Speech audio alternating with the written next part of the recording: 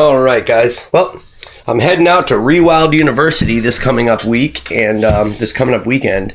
And right here I have Kenton's wife's bow. It's got Northwest Pacific U-wood tip overlays on it. I really like the grain on this bottom limbs. You can see the nice swirl grain there. I like it. And it's made of maple, and it's done. It's a self bow, pretty nice. Kenton's bow is inside there, hanging on the wall. It's sinew backed. Anyway, what I'm doing right now, though, is I'm working on some river cane arrows. This is all my river cane right there. And these are 3 river cane arrows I have cut to size. Notice the nodes are all in the same spot, and they're going to take a foreshaft in the tip here. Got to drill them out and make them a little bigger to fit the foreshaft. Now, for a foreshaft, what I'm going to use is some of this stuff. I don't know which yet, though. We've got witch hazel right here. I think it says it somewhere. Yeah, right there. Hazel. And spray that I ordered from Washington.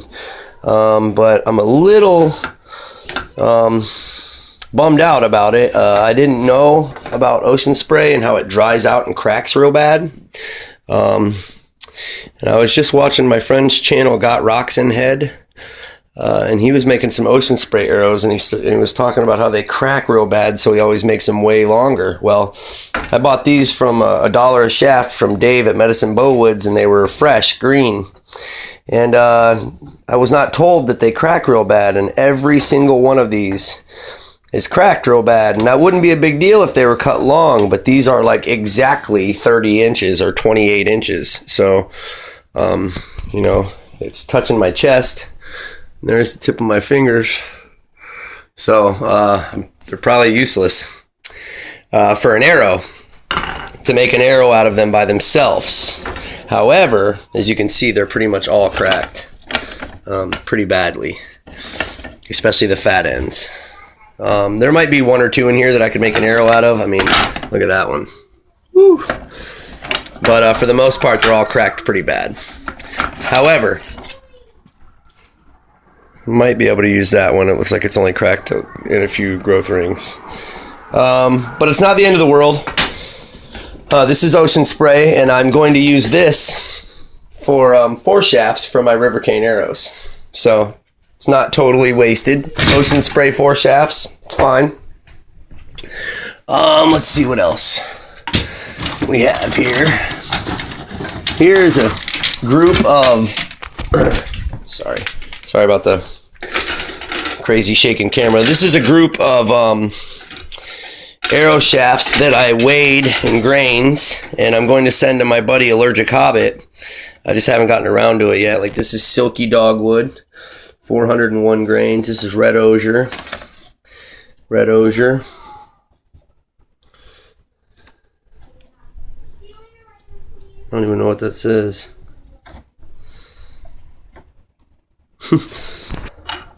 Yeah, a lot of these are red osier. Most of them are red osier, and I think there's a Silky Dogwood right here. And yeah, these 2 are Silky Dogwood. Hazel that was not debarked. And I do this to the ends of them, and it helps them not crack, and it really has. Hazel does the same thing that ocean spray does. It freaking cracks real bad. I've got a bow that I was trying to make out of the stuff, and it cracked like crazy. This little cluster is red osier, bark left on. And you can really see how the stuff shrinks. You see it's like wrinkly, the bark on, but this is good seasoned arrowwood right here. You can tell your stuff is good and ready to rock and ready to use if it raisins up like that. Like if the bark is raisined, hear the noise it makes? That's how you can tell it's good and ready to make an arrow out of, because you know it's seasoned at that point. And this is red osier dogwood. Right here, although it looks exactly the same, this is silky dogwood. And there's differences in the bark, and the pith on silky dogwood is brown. See a little brown spot?